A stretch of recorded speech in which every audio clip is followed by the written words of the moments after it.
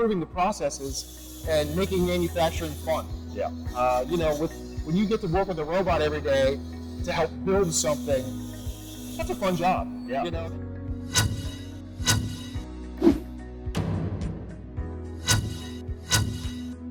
One thing that I think we have to debunk a little bit. There was one thing you mentioned there. Every grinder used to have an operator. Now there's fewer operators, right? And so we know the myth that's coming with that is that, okay, well, technology advances, they're taking jobs away.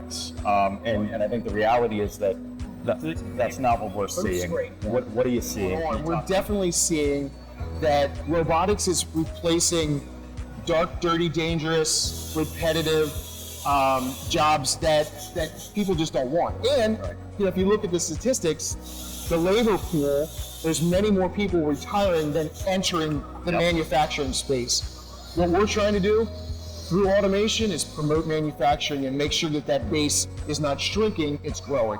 Yeah. We're standing in front of a pretty beautiful cell.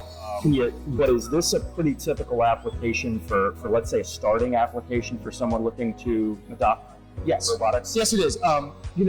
For us, this is how we started in automation to begin with, is loading and unloading our own machines. There was a need to do that. But, it's as simple as hey, I don't have that operator, and I just need to keep this thing tended.